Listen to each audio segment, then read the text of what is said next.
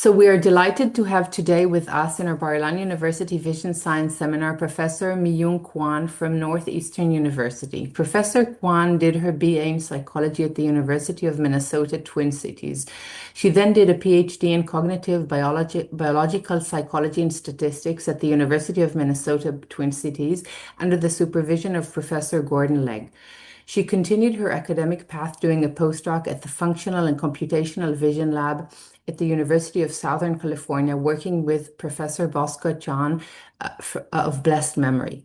She did a second postdoc at Skepin's Eye Research Institute and at the Department of Ophthalmology and Harvard Medical School, working with Professor Peter Becks. Professor Kwon then joined the Department of Ophthalmology and Visual Sciences at the Department of Psychology at the University of Alabama in Birmingham. Several years ago, she moved and joined the Department of Psychology at Northeastern University in Boston. She received multiple awards and honors, including the Research to Prevent Blindness and the Lions Club International Foundation Low Vision Research Award. She is an elected member of the Vision Science Society Board of Directors. She has given dozens of conference talks and invited symposiums and seminar talks on her work across the world. Her work is consistently funded by prestigious competitive grants. She has published almost 50 peer-reviewed papers, many in top leading journals as Current Biology, PNAS, Jane Neuroscience, Annual Review of Vision Science, and top journals in the field of vision. She has also published one book chapter and holds a U.S. patent. She's the head of the Kwon Lab for Low Vision and Brain Research. She studies how the visual system and the brain reconstruct the world under altered sensory conditions as aging, disease, atypical, or degraded visual conditions. Her lab seeks to uncover fundamental principles of perception and plasticity, knowledge which can guide detection of early sensory loss and help individuals with visual impairments see and function more effectively in everyday life. Her lab employs multiple methods, including psychophysics, brain imaging as fMRI and EEG, retinal imaging as OCT, eye tracking, computational modeling and deep learning to bridge basic and clinical vision science. So while there's so much more to say, I want to welcome you, MiYoung, to our seminar to hear about your exciting work, and thanks so much for joining us today. Thank you, Sharon, for the nice introduction, and thank you, guys. Thank you for having me here today, and also particularly, I really want to thank you, Sharon, for running this wonderful international global the Vision Seminar. That's a really great contribution to the community, and I'm very happy and I appreciate this opportunity to share my work today. And so that being said, let's get started. All right. So I think we can, if there's any clarification, like a question, you can just jump in and just let me know. And because I don't see you guys, so you can just like shout out. All right. Yeah, definitely. I'll help. I mean, and if there's anything in the chat, I will assist. Okay. So from the moment we're born, we constantly sample the world through our sensory filter and learn the statistical regularity that structure our environment. However, unfortunately, aging or eye disease often brings about substantial changes in the optical or retinal or cortical property of human visual system. And so these changes tend to degrade visual sensory information across dimensions such as spatial resolution and image contrast and field of view, and which ultimately disrupt the statistical relationship the brain relies on. So one line of our research is focused on understanding how the brain adapts to degraded visual information. So today I'd like to share some of the work we've been doing to address these questions. And let's see how much we can get through. First, let me start with how ganglion cell shape the spatial integration across the visual field and its implication for aging vision. So in this study, I'm going to show you that the well-known property of human visual system, like cortical magnification factors. So that is millimeters of cortical surface per degree of visual angles. As you all know, so much large cortical area, like here, is devoted to this small central region of the visual field. And the size of cortical receptive fields in area like B1, B2, B4, which known to increase with increasing eccentricity. and also the behaviorally defined special summation area like Rico's area or crowding zone. And all this can be expressed in terms of the number of retinal ganglion cells, which interestingly turn out to be roughly constant across the visual field. So let me show you how we arrived at this observation. And for detection and recognition, the visual system integrate signal over space. And for like luminance detection, the spatial integration is often described by Rico's area. This, you can think about this as complete summation area required for human observer to detect luminous signals. And for more complex object recognitions, the integration zone is what we call is crowding zone or critical spacing. That is the minimum spacing between target and flankers for human observer to require to recognize the target in the clutters. But interestingly, the extent of spatial integration, whether it is Rico's area or critical spacing, depends on where the target in the visual field, such as retinal eccentricity or visual field quadrant. And for example, Rico's area and crowding zone increase with increasing eccentricity as shown in here. And also, they vary across the visual fields. They tend to be much larger in upper visual than lower visual field. And so different account has been proposed to explain the various visual field asymmetries. For example, difference in attentional resolution or a perceptual bias between the upper or lower visual field, and the cortical constrained underlying eccentricity dependent asymmetries. While this account has provided valuable insight, we thought it might still be worth like revisiting the potential contribution of the early sensory mechanism. And so perhaps it is possible that this seemingly disjointed phenomenon might arise from a common computational constraint in the very early stage of visual processing, like at the level of retinal ganglion cell.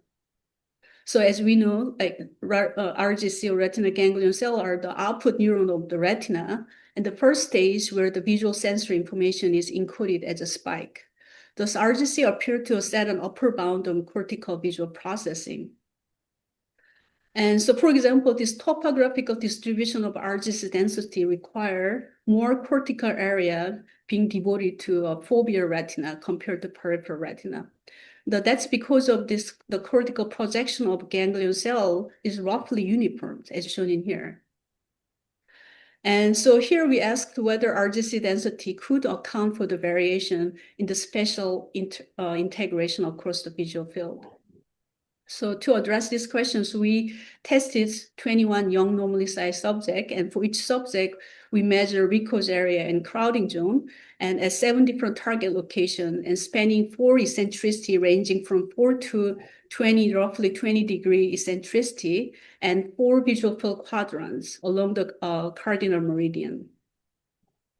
And to estimate RGC density for given target locations, we use those formulas based on histological study of the adult human retinas. As you can see, we could estimate RGC density as a function of retina eccentricity for each meridian, nasal, imperial, and temporal superior retina. And to address the role of RGC density in the variation, we did the following. We first converted our measured the Rico's area or critical spacing into the area unit in degree squared. And then we multiply the area with the RGC density for each target location. And if the RGC density fully account for the variation across a target location, we would expect to see the resulting plot of a number of RGC as a function of target location forming a straight line with a slope of zeros. So this means that a constant number of RGC may be required for spatial integration, regardless of target locations. So we call this hypothetical outcome full contribution of RGC density.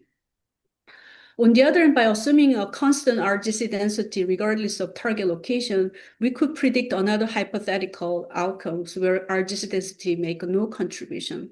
So in this case, the resulting curve would look more like behavior data, as shown in here, and we call this hypothetical outcome zero contribution of RGC density. But however, there will be a third prediction where RGC density make a partial contribution. So in this case, the resulting curve would lie somewhere between full and zero contribution. And now we have a three hypothetical outcome: full, partial, and zero contribution curve.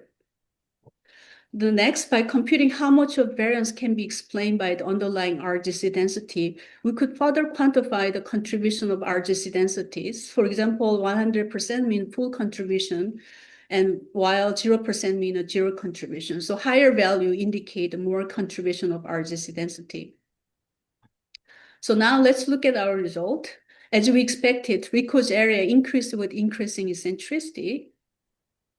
And again, depending on the assumed density, we could draw two hypothetical curves, one for zero, one for full contribution. And so now let's multiply Rico's area with the actual RGC density. And so as you can see, the resulting curve shown by the green line is much closer to the full contribution curve.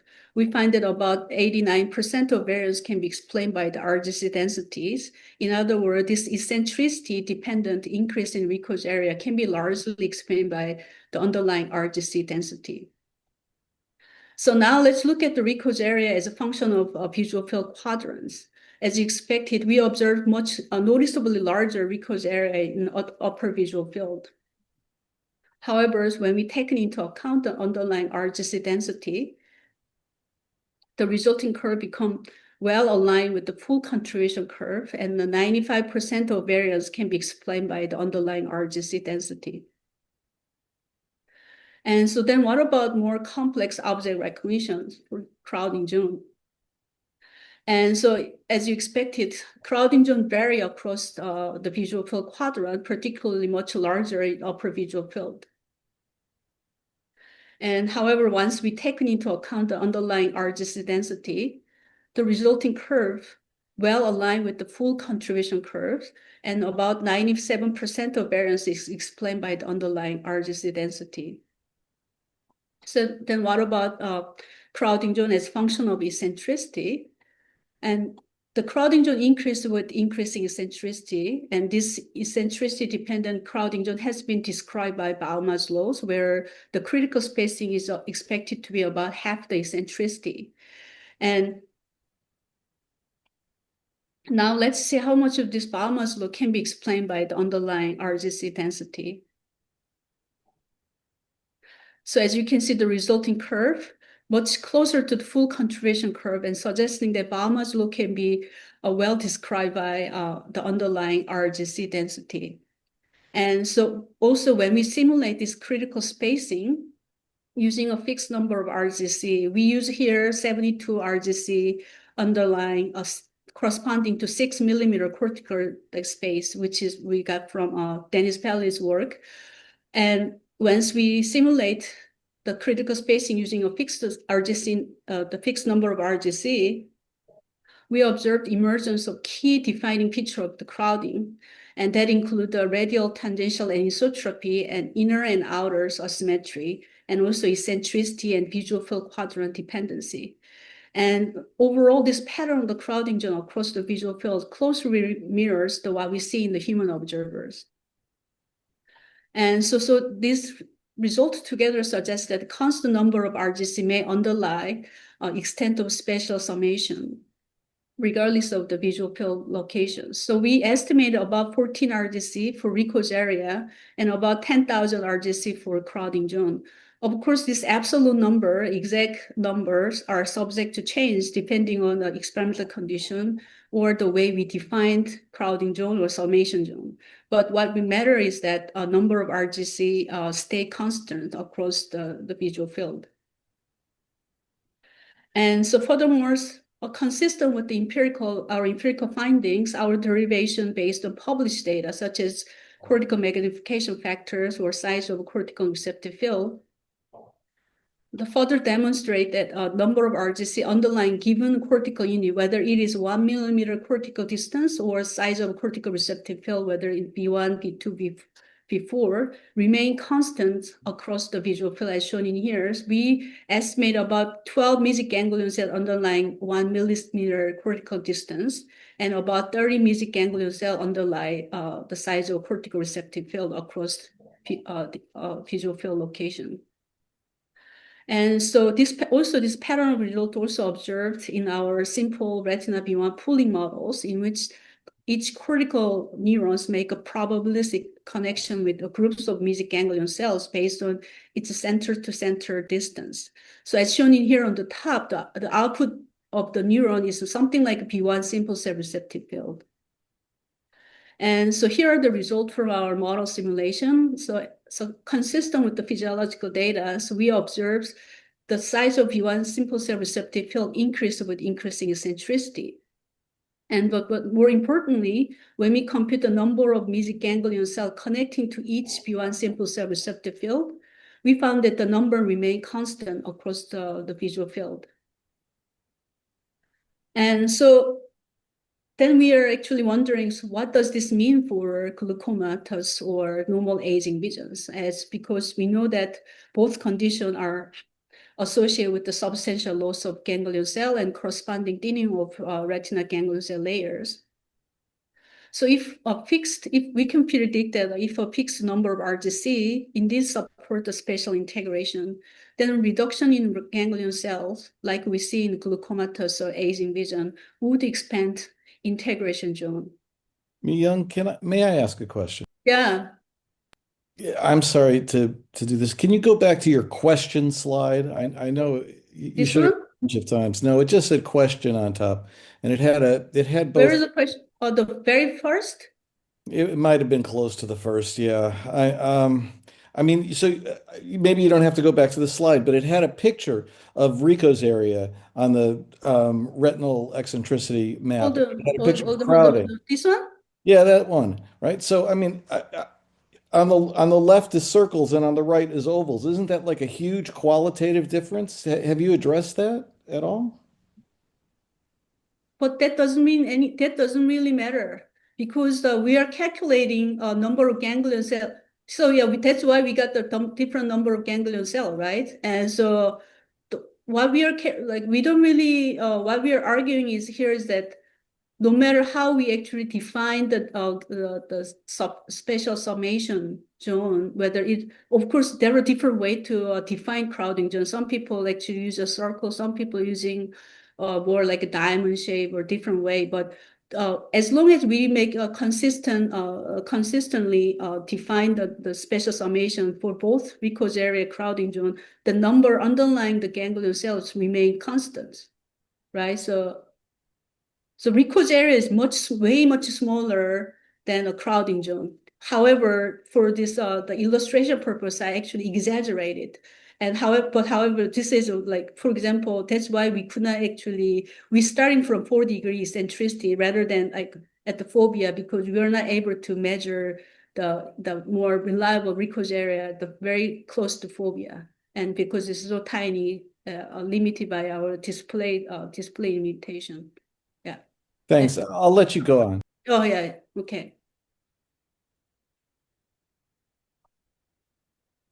So where I so yeah, right. So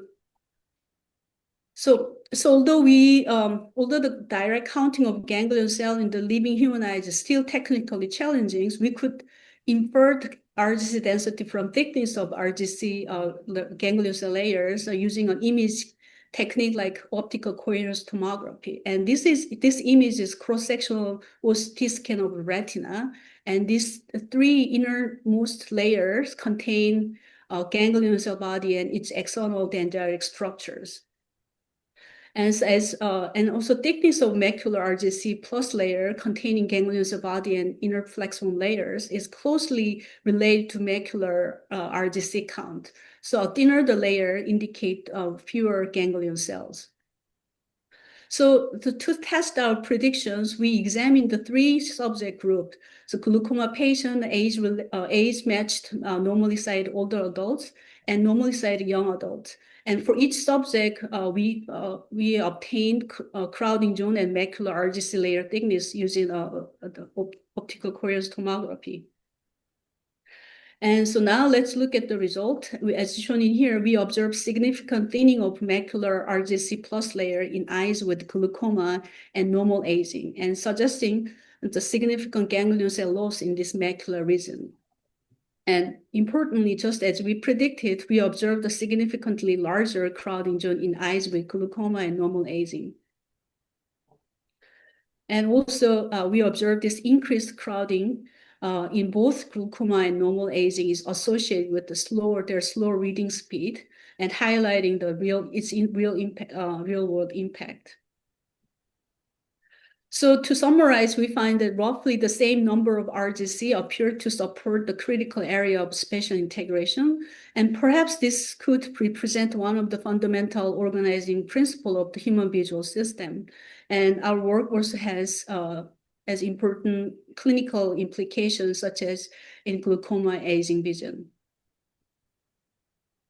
So before we move on, do you guys have any question for this one? We can discuss later, but with more like a clarification question. Yeah, I suppose I do have one question, which is, are you considering the number of RGCs as a marker, or are you considering it as being causal? So here, I just want to make sure that thank you for bringing that up. And actually, I want to make it clear that I'm not trying to say the crowding actually itself is operate at the retinal level. We know that all those like Rico's area crowding, all those things happening at the cortical level. So we have a lot of accumulating evidence suggesting that. And so what I'm trying to say is rather like the foundational constraint that give a rise of the crowding zone or like the size of Rico's areas may originated from the non-uniform, the distribution of retinal ganglion cell density. And so to answer your question, that's more like, I would say, underlying computational constraint. I'm not saying like it's cause of the perceptual phenomena of crowding or Rico's area. I don't know whether, did I answer your question? Yes, okay, that makes sense. Yeah, right. So it's a fundamental computational constraint. So it's happened starting from the retinal level due to the ganglion cell, non-uniform ganglion cell density, but that actually impose computational constraint, and this will like trickle down to the higher level visual cortical area, where that because of that, and somehow in P2 or P4, maybe it's like the brain cannot really read out when there's no contextual information, and the brain cannot read out the feature information, and that maybe leads to a like inappropriate feature binding and like mislocation of the target. So that maybe lead to the crowding. And okay, so next, I'd like to talk about the role of ganglion cells in human contrast sensitivity. We're going to talk about a lot of ganglion cells today. Only this vote. And so luminous contrast, as you guys know, the difference in intensity between light and dark region of an image. So it is a fundamental building block of human pattern vision, and as it is the primary signal sent from the eye into the primary visual cortex. For this reason, when visual system is not able to receive or process the full range of contrast signals, it brings about devastating effect on various the everyday activities such as reading or object recognition, visual search. So for these reasons, for the contrast sensitivities, the ability to distinguish target from its background has been a key parameter of the human visual functions. So here are a couple of examples of contrast sensitivity measures. One on the left is a contrast sensitivity function which characterizes changes in sensitivity as function of spatial frequency. On the right is the Pally-Robson contrast sensitivity chart, where the subject identified letter with varying contrast. And three major factors are known to affect the human contrast sensitivity. First, eyes optics, such as optical aberration or pupil size. And second, the response or sampling property of retinal neurons, and also response property of cortical neuron. And particularly, it's known that contrast information is first encoded by the centers around structure of ganglion cell receptive field. However, relatively little is known about how much an individual retina structure is related to their contrast sensitivity. So as I mentioned earlier, we can now obtain the structural property of the retina, such as individual retinal layers and their thickness from OCT scan. And this cross-sectional image of the retina show 8 retinal layers containing different types of retinal neurons, and it's a neuronal structures. And so in this study, we asked whether we could decode persons' contrast sensitivity from their OCT retina structure data. And more importantly, what we are interested in is that whether we can identify retina feature or layers closely linked to a person's contrast sensitivity. So we examine individual with normal vision and glaucoma or an age-related macular degeneration. For each subject, we obtain OCT scan and the polyrobson contrast sensitivity data from both eyes. And so we had over 2,000 pairs of the data point for the analysis. We then employed the CNN trained on the OCT image to predict contrast sensitivity. So the model's the input was macular OCT images and output was contrast sensitivity measuring central vision. So we use a transfer learning based on pre-trained VGG16 network, and we then fine-tune the network for our regression on the task. So importantly, to understand which retinal the features the network rely on for each prediction, so we generate gradient weighted regression activation map, and this activation map reveals which region in the OCT images contribute most to predicting contrast sensitivity. And so as shown in here, so we found that a person's contrast sensitivity could be reliably decoded from OCT data alone, with an average mean absolute error of about 0.13 across the test data set. As you can see here, each triplet of the same contrast levels represent about increment of 0.15 log unit in the polyrobson charts. So 0.13 is relatively reasonable. And more importantly, as shown in this average activation map of the network, we find that the retinal layers containing ganglion cells are identified are the most critical feature for predicting contrast sensitivity, as shown in here. And also the thickness of ganglion cell layers reflecting ganglion cell count was significantly correlated with the person's contrast sensitivity. And so, but however, you may wonder, for example, Ellie Pelli, and whether these layers are indeed uniquely linked to contrast sensitivity per se. And so perhaps these layers may just remain constant, significant, regardless of type of visual function. So to further to confirm the linkage, we use a visual acuity as a control condition by leveraging the dissociative nature of visual acuity and contrast sensitivity at the behavior level. And so now the network was trained to decode visual acuity from OCT images. Interestingly, unlike contrast sensitivity task, the network now heavily rely on the photoreceptor layers, as shown in here, to decode visual acuity. So this is consistent with the notion that a visual acuity is largely limited by the photoreceptor mosaic. So to summarize, by leveraging the CNN model and its activation map, we were able to identify and localize the critical retina feature that underlie human contrast sensitivity and visual acuity, respectively. So we're thinking this could be a useful tool for estimating retinal limit of individual visual functions, such as visual acuity and contrast sensitivity, while we can ascribe to the remainder to the optical or cortical factors. So we can measure those visual function objectively rather than relying on subjective report. And so do you guys have any question for this one, second study? Am I doing 8:30? So we still have time, okay? Good. So So now I'm going to talk about our recent work related to mesopic vision. So unlike photopic vision mediated by cone photoreceptors, mesopic vision is mediated by both cone and rod photoreceptors. And in real world, we often find ourselves in dim light condition. For example, walking through the dim hallway or driving at night at dusk. And yet most of vision research has been carried out under bright and ideal photopic conditions. So we actually know very little about what happened in the brain where the light level drop into the mesopic range.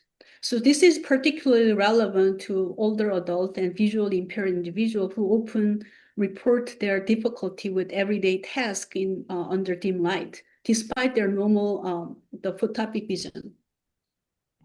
So here we ask whether and how cortical visual processing differ between photopic and mesopic viewing condition. And we know that at the retinal level, it is known that under mesopic condition and ganglion cell, the central receptive field expand while the surrounds inhibition weaken. And this actually leads to a larger spatial summation. And this retinal adaptation help improve the light sensitivity because they could gather more light information.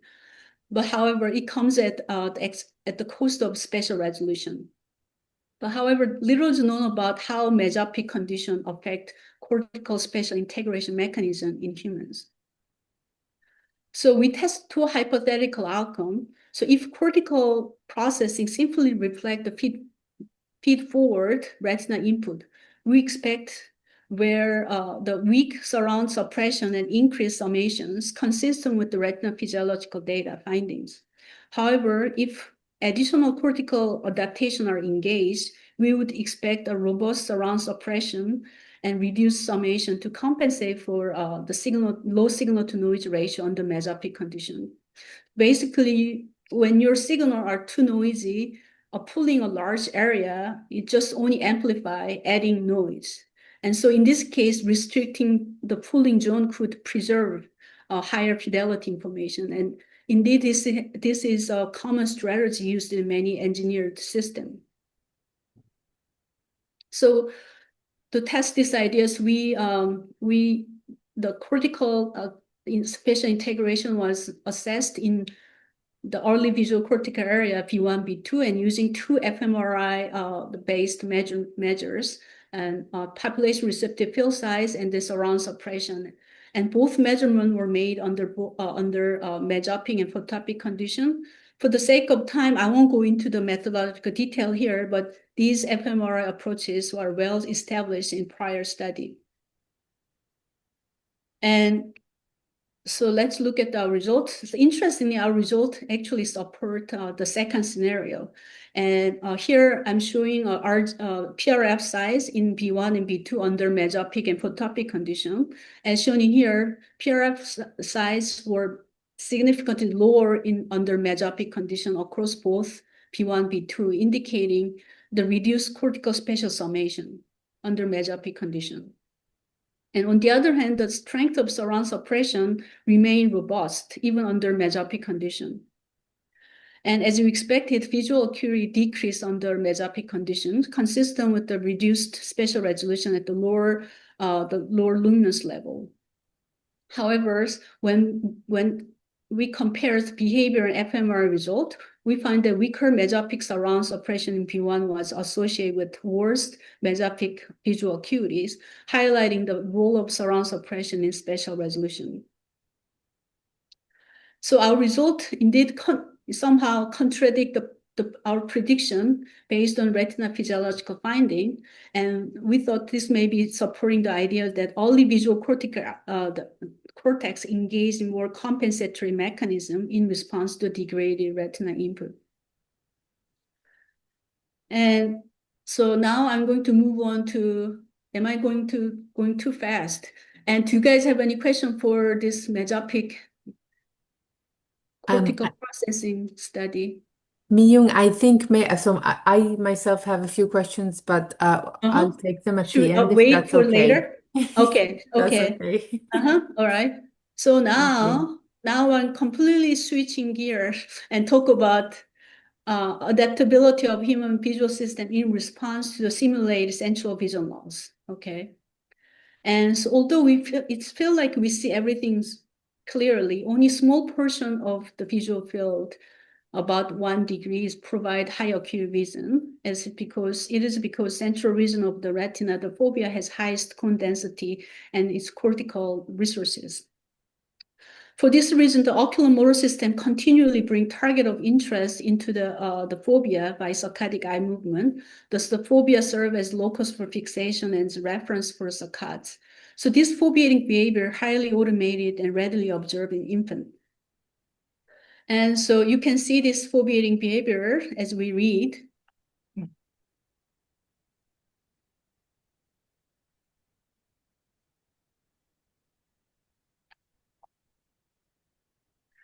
Then you may wonder, so like what happens if you lose this fovea vision?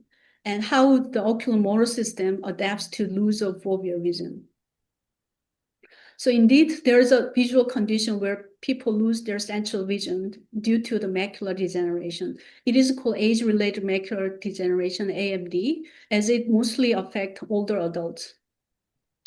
And in this case, as you can imagine, the foveating behavior becomes disadvantageous, right? Showing here. And so we can think about two possible scenario as this unique point in the retina and the fovea become functionally unavailable. First, the system could use any point along the scotoma that is close to the target. As shown in here, let me just play this video. So in this case, the system could minimize the distance to travel, thereby improving saccade accuracy. However, on the other hand, the system could adapt a single point in the periphery as a pseudofovea for guiding its eye movement. This can be, let me play this. So now, in this case, system might have to travel longer distance. However, this can be a simple motor plan from a control perspective, as it just add a constant vector offset to the existing oculomotor system. So interestingly, the evidence from the patient population favored the second scenario, the single point strategies. So according to clinical studies, some macular degeneration patients adopt the eccentric location outside of scotoma for fixational and saccadic eye movement. And this location in the periphery is called preferred retinal locus, PRL. And according to the study done by Crossland, his colleague, it usually take at least 6 months to up to 1 year to fully develop a stable PRL. On the other hand, a study on adult monkey with bilateral foveal lesions show a much rapid development of PRL compared to humans. So there are many things we do not know about the nature and dynamic of this adjustment. So for example, whether the PRL can develop spontaneously given artificial scotoma, is this an intrinsic property of human visual system in response to central vision loss? So if so, how quickly it develop? And whether prolonged training helped the precision of PRL? And whether it remain over time. And these are the questions I'm going to address in this study. So first we ask whether human observers spontaneously develop PRL in response to simulated central vision loss. So if so, how long does it take to develop PRL?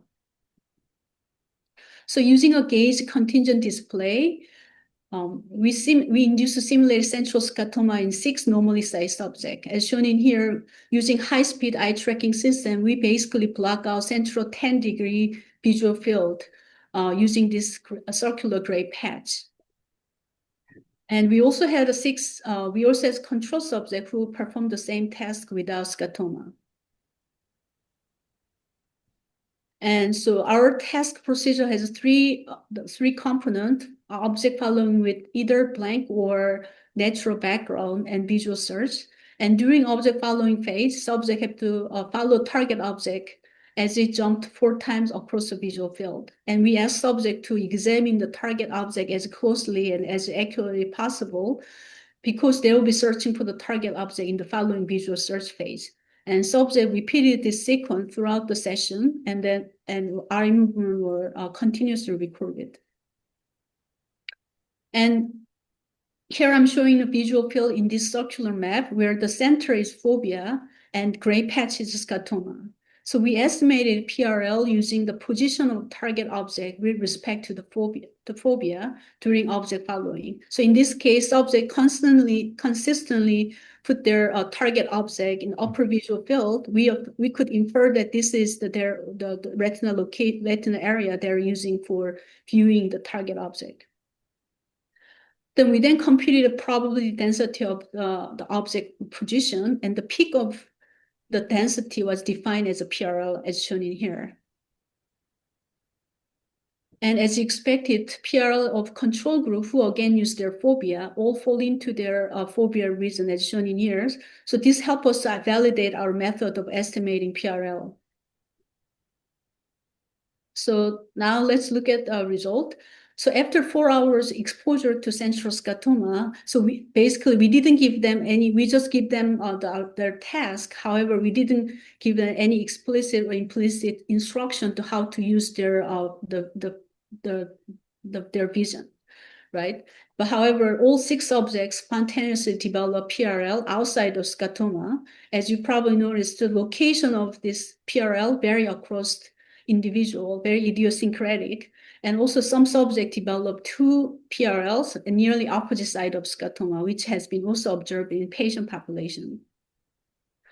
And here are the plot of variance as function of block number, and smaller variance means more stable and precise fixation of eye movement. And here's blue solid line indicate average variance of scotoma group, and then gray dotted line indicate average variance of the control group. And as you can see, there's a significant reduction in the variance of PRL, suggesting that PRL become stable and precise over a relatively short time period. However, as you can see, it's not comparable to control group. So this led us our next questions. So does explicit training matters? So now we learned the subject can develop PRL on their own, but it is not as precise as using their fovea. So we are interested in whether this explicit training can further refine their PRL. So for explicit trainings, we use the same procedure as I described earlier, but this time we display a gauge marker shown by this white cross at each subject's immersed PRL location and ask them to use the markers for following the object following and visual search as much as possible. So we expected that having the white cross would reduce the positional uncertainty of PRL and thereby helping the subject use it more effectively. And here's a little short video clip showing our subject performing the explicit training. You see? They're pretty good, right?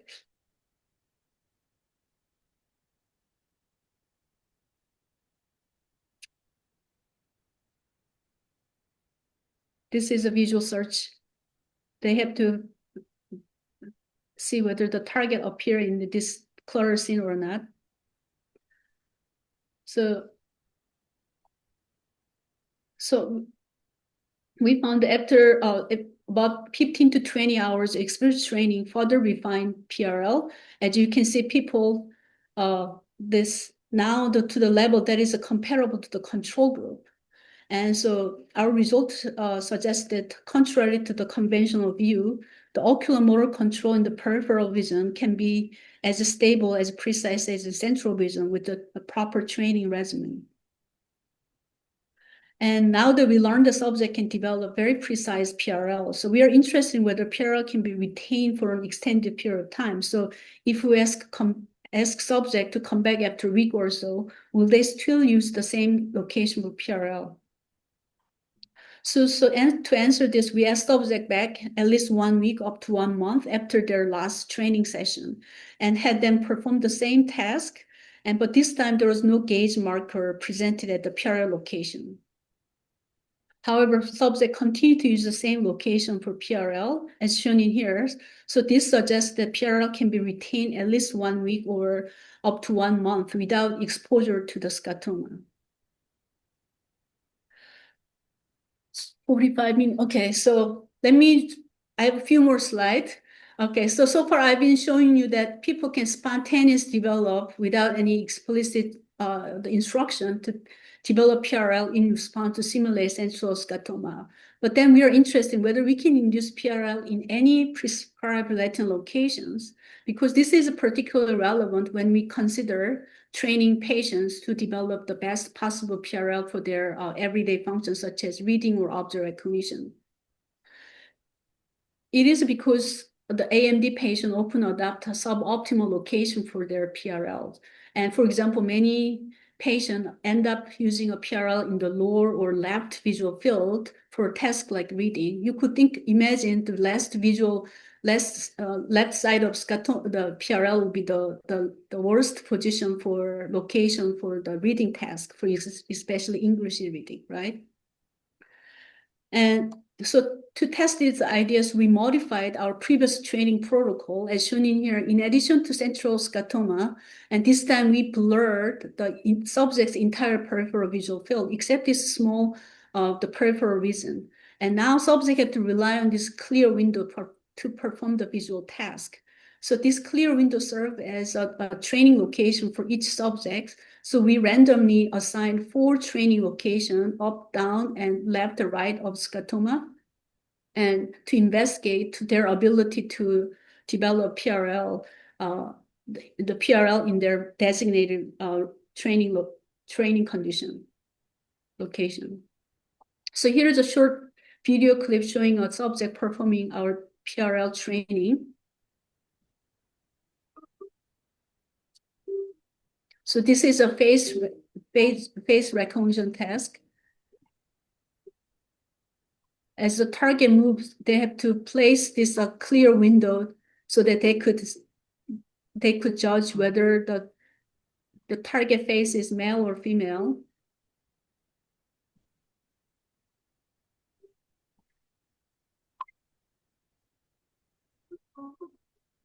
And they have to tell whether the last face they have shown is present or absent in this arrays of the faces.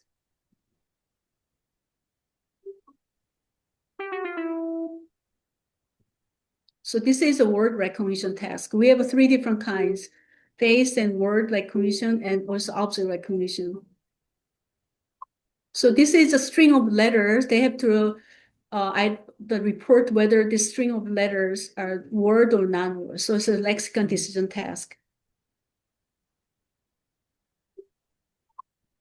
So this last word they have seen is they're supposed to search for that target object in this color scene.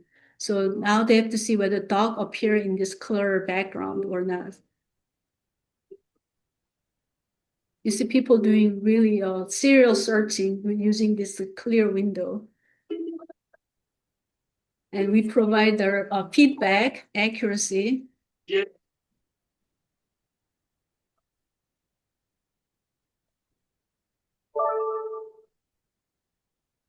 Yeah. We also provide the booing sound when their performance is not good. Okay, so here the result from A subject. And again, the gray patch is a scotoma, and the color map is our estimated PRL location. And the orange dotted line indicates each subject's prescribed training location. As you can see, all A subjects PRL well aligned with their prescribed training location. And this result suggests that all subjects can successfully develop a PRL at their designated training location. Then also we removed the peripheral blur and have them back in 1 week after, I think 1 week or 2 weeks after the last training. And now they have no advantage to using their train location, right? But however, they continue to use the same train location to perform the task, so suggesting that suggesting the robustness of our training. And besides the improved oculomotor control, we also observed significant improvement in object recognition and visual search performance following our PRL training. And this also, our training could transfer to some of the untrained visual tasks, such as the crowded letter recognition task and RSP reading speed and spatial attention. But however, we didn't see much significant improvement in low-level visual functions, such as visual acuity, contrast sensitivity. And also consistent with the behavior improvement, we also observed our PRL training brought about measurable changes in cortical representation of peripheral vision. So we, as shown in here, we observed increase of the ball response for crowded condition across various cortical area after the training. So to summarize, and we found that in response to simulated central vision loss, so human ocular motor system opt for a simple motor plan that is a single point strategy. And the system could rapidly develop new motor plan even with the limited and sporadic exposures. And with several hours of training, about 7 to 8 hours, our novel training protocol effectively induced a pseudophobia at any intended retinal location. And also our PRL peripheral training induced not only a significant improvement in peripheral visual performance, but also measurable changes in cortical representation of peripheral vision, such as like visual crowding. So I'd like to thank my lab and the collaborator and the funding agency. And thank you all for your attention. We made it. Thank you so much, Miyoung. This was a beautiful talk, and I want to invite everybody to unmute yourself and let's give Miyoung a big applaud for really a wonderful talk. And I want to ask if you're happy to take questions. Yeah, of course, yes, of course. Okay, brilliant. So, okay, Jeremy has one. I'm next. Go. So I'm wondering, with your trained PRLs and your changes in cortical topography, do you see changes perhaps for the worse in back in baseline? You know, if you take away the scotoma, are there eye movements? Are there, normal reading eye movements or whatever now a little weird? Have you ruined their life? Luckily, don't tell our IRB, Jeremy. Yeah, yeah. No, actually, no, we that's a very good point, and we didn't really measure after training. Once they develop PRL, their normal other like the foveal visual function, right? So we have no very precise objective the data. But however, we actually anecdotally ask subject whether do you feel any weird for as you go on your life, with using a phobia, but none of them actually notice anything. And the thing looks like it's to us is more like procedural learning, so motor learning. So when you learn how to like play tennis or riding a bicycle, and your muscle learning, you learn how to use the particular set of muscle to perform the particular task. But however, when you're out of context, you have no you can go back to your the other daily the task without any trouble. But however, once you get back into that context again in the riding like bicycle or tennis, once you hold the tennis racket, you know immediately what kind of the muscle you're supposed to use. I feel like this is similar to this is the same kind of the procedural contextual learning. Yeah. Then I will let you ask later. I want to ask a question. Miyoung, I wanted to ask, well, I have a few questions, but I'll start with the PRLs because they were the most recent. So you assigned, when you trained locations, you assigned specific participants to specific PRL locations, if I understand correctly. And I wanted to ask if you think there's a more effective location in space that would be a PRL, or is that is it individually decided? I mean, I understand that people do develop distinct PRL locations, or at least in most patients, but I'm wondering if already you can follow a training paradigm or a protocol, then would, I don't know what, like upper left or lower, or would there be differences, and would they be consistent across individuals into where in space would be more effective or more I don't know. I mean, Yeah. do you see differences in performance? So like if we very good question. And if we the first spontaneous PRL, the train data actually showing we observed about after 3 to 4 hours exposure to the simulated central scotoma, we find the subject spontaneously develop PRL, very idiosyncratic. And when we ask subject, why did you use a particular location for PRL? Nobody really know why they actually, some people, they didn't even realize that they're using that particular area, the part of the retina.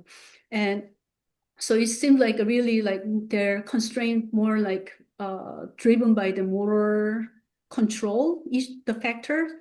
And but I know there's some also study done by other groups showing that the visual acuity or contrast sensitivity, low level visibility is not really a driving determining factor for the PRL location. So to me, we don't really know yet what actually driving underlying the factor for selection of the particular PRL location for given individual, but it seems like there's more like motor control issue than the other visibility issue.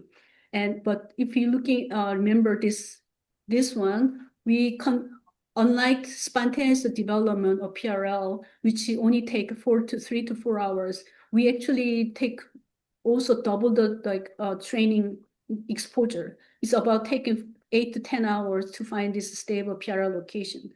And so it seems like when we force subject to use their non-spontaneous in PRL location, it take more effortable, taking longer time. But we have not really looked at whether there's any particular spot is more easy to develop. We have not really looked at that data.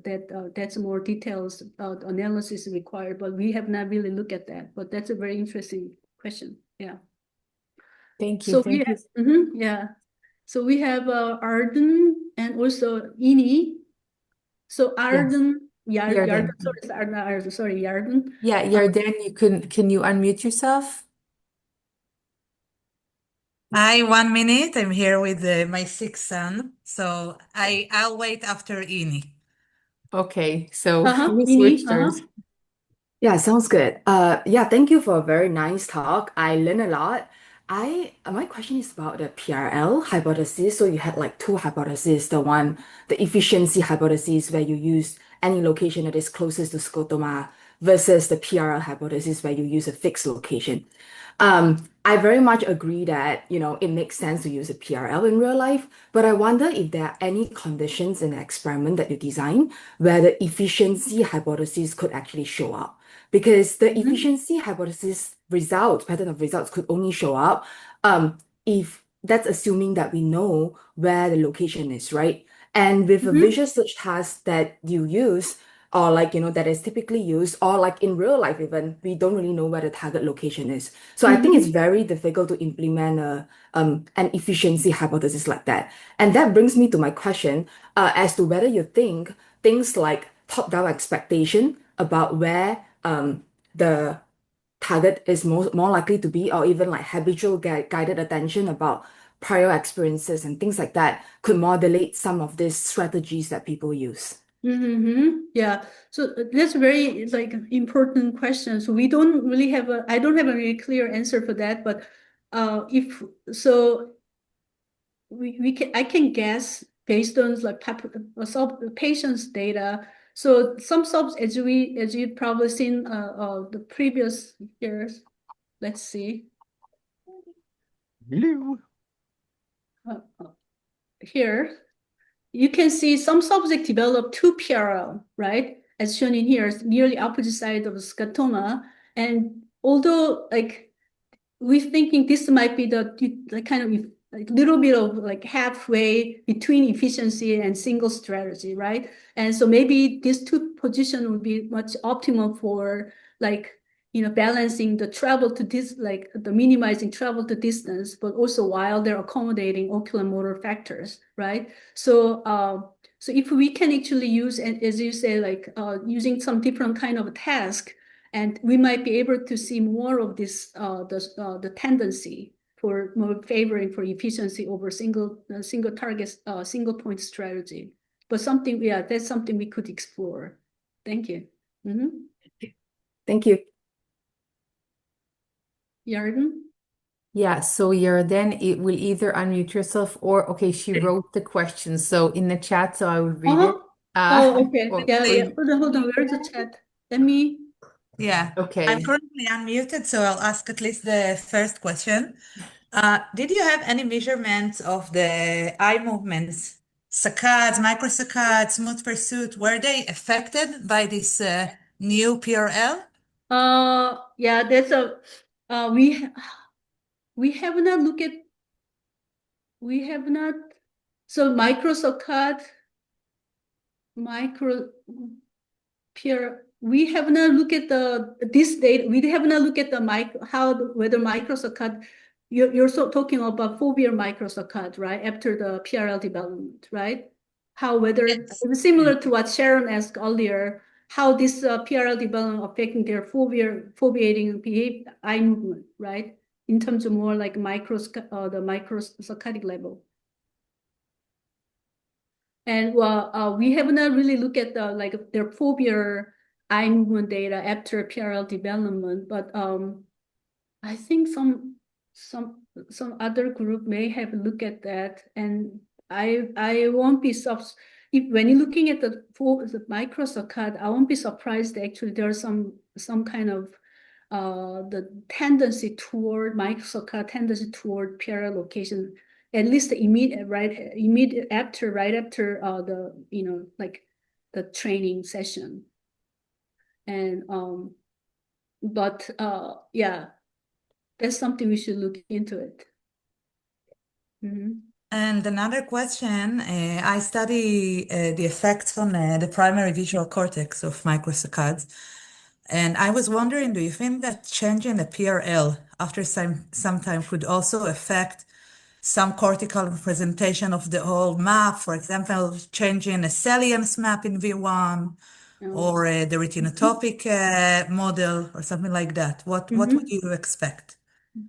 Yeah, very, very good question. That could be a very good R1 research question. And that's something we all want to know, but we don't have any clear the answer for that. What is actually underlying cortical neural mechanism, whether it is develop or PRL, actually, is this a more like remapping at the frontal eye field, or so kind of remapping retinotopic organization at that eye movement the levels, or just mostly reading out from the original existing the map.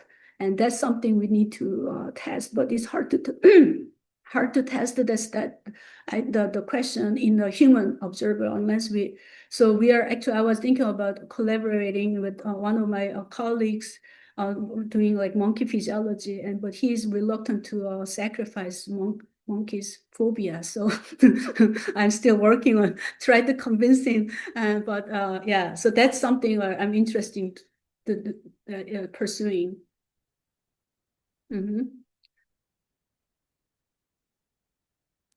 Thank you very much. It was really interesting. Thank you. Thank you. MiYoung, are you okay for a few more questions? Yeah, sure. Yeah, of course. Okay, great. Because I see I also have some, but Sarit raised her hand, so her physical hand, not her Zoom hand. So Sarit, Yeah. do you want to? My Zoom hand is. I was wondering. I'm continuing this line of questions about the retinal preferred retinal loci. What would happen if you like do this in dark settings, like combining both of your studies? Oh, mesopic condition. Yeah, exactly. Okay, so we actually you're saying like how that affecting PRL development, and Yeah, we exactly. have not done PRL development, but we did some other, like I have another line of research doing like looking at the patterns of eye movement, how patterns of eye movement changing under mesopic condition during reading. So we have that for that, like I manipulate the luminance level from various different, like from photopic to all the way down to mesopic, and also the blur or low contrast, and also like simulate scotoma in different types of scotoma. That study, we actually look at different different patterns of eye movement, including microsaccadic the eye movement, and but this PRL development under mesopic condition will be interesting. And do you have any prediction? Well, maybe the location would change, like, or it would be easier to learn at different or further out locations. I don't know how Yeah. far out this is in the visual field, but Yeah. Right. So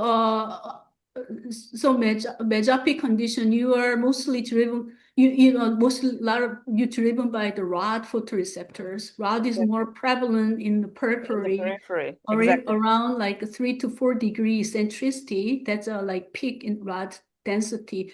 I'm not sure. Maybe if I guess, maybe like people are depending on the size of scotoma we are using, right? And so Yeah. could be affected by the rod photoreceptor density. But again, so this is PRL development, as I said earlier, it's not about, we don't know whether it's mostly driven by the visibility per se. It's mostly more like affected by the oculomotor control. So yeah, I'm not sure whether they might, it would be interesting to see those people who develop PRL on the photopic level and then have them test it, like our retention test, whether have them back in 1 week or after 1 month, and then like put them in the mesopic condition, whether they can, like, they continue to use the same location with PRL. That would be quite interesting. So yeah, my guess would be the same, but who knows? Looks like It- all yeah. the time, like our study, I found also quite opposite result than I expected originally. Thank you. Yeah, thank you. Thank you for the very interesting the question. Yeah, it's beautiful, beautiful results, and really everything is so, like, you can think of so many different directions to test everything. And maybe when you get up and start to walk, maybe then your PRL is, I mean, you train them while they were sitting, right? Yeah, right. So yeah, it's Yeah. beautiful work. And although I'm sure more people have more questions, I want to read a few things from the chat. So Orich Deor said thank you, and John Greenwood wrote, thanks, MiYoung, great talk. Sorry, I have to run. And also Jeremy wrote that it was a gotta run and thank you. And Suyab Arslan said, thanks, MiYoung, Great. great presentation as always. Gave me a lot to think about, similar mechanisms, computational vision models. Yeah, so this was really a great and exciting talk. And I want to thank you so much for joining us and for sharing your research with us. So thank you so much. And next week we're going to have something internal, so it's not going to be open to it's only for our students. And in 2 weeks, Isabelle Goutier is going to be giving a talk, so we will post details about that. And again, thank you so much, and have a lovely Thank you, rest of the week. Sharon. Thank you, everybody, for having me. It was Thank very you. interesting Thank you. session. Lovely Thank you. work. Bye-bye.